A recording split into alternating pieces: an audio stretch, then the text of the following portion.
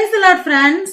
இன்றைய தினம் யோபுவின் சரித்திரத்தின் நாம எடுத்து வாசிக்க வேண்டிய பகுதி யோபு 14வது அதிகாரம் வசனங்கள் 11 முதல் 22 வரை.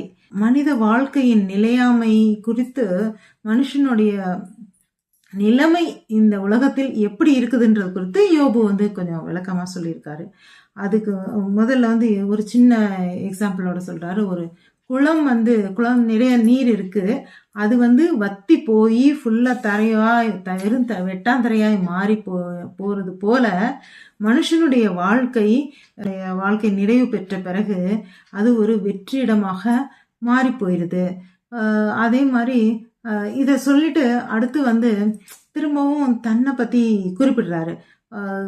நிலையாமை குறித்து சொல்ல போது நிறைய வசனங்கள் நமக்கு இந்த பிரசங்கிய பார்த்திருக்கோம். அதுல வர்ற வசனம் அந்த அவருடைய கூற்றுக்களை போல, அவருடைய கருத்துக்களை போலவே இதுல யோபு சொல்றது இருக்குது. இதுல அடுத்து அவர் தன்னை பத்தி பேசுறாரு. நீங்க கடவுள் ஏன் என்னை இவ்வளோ கஷ்டம், எனக்கு ஏன் இவ்வளோ கஷ்டம், எனக்கு ஒரு ஹைடிங் பிளேஸ், அதாவது உங்களுக்கு என் மேல பயங்கர கோபம், அதனாலதான் என்னை இவ்வளோ கஷ்டப்படுத்துறீங்க. அதனால நான் எங்கேயாவது ஒரு பாதாளத்துல போய் ஒளிகிறதுக்கு ஒரு இடம் இருந்தாலும் இருந்தேன்னா அதுக்கப்புறம் உங்களுடைய கோபம் நிறைவேறின பிறகு, கோபம் தெளிவடைந்த பிறகு நான் வெளியே உங்களுடைய உங்களோட பேசிட்டு வாழ்றலாம். அந்த மாதிரி ஒரு வாய்ப்பு எனக்கு இருக்கா? கிடையாது. அது மாதிரி நீங்க என்னுடைய அக்கிரமங்களையும் என்னுடைய தவறுகளையும் நீங்க ரொம்ப நினைச்சிட்டே இருக்கீங்க. அதனாலதான் நான் இவ்வளோ கஷ்டப்படுறேன்.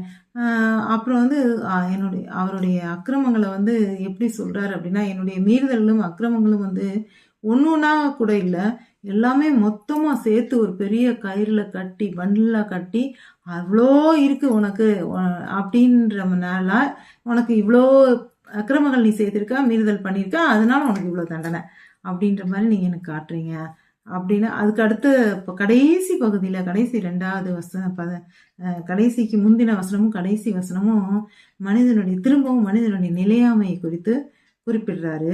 மனுஷன் ஒரு இதுல ஒரு வாழ்க்கையில நிறைவு பெற்றான், அவனுடைய வாழ்க்கை முடிஞ்சிருச்சு அப்படின்னா அவனுடைய பிள்ளைகள் எப்படி இருக்காங்கன்னு கூட, அவன் நல்லா இருந்தாலும் சரி, கெட்டா இது அழிஞ்சு போனாலும் சந்திக்க முடியாதபடி இருக்கான். ஆத்மா அவனை விட்டு வெளியேறிடுச்சுன்னா அவனுடைய வாழ்க்கை அவனுக்கு எந்த விதமான பயனும் இல்லாம துக்கத்தோடையே இருக்குது அப்படின்னு சொல்றாரு.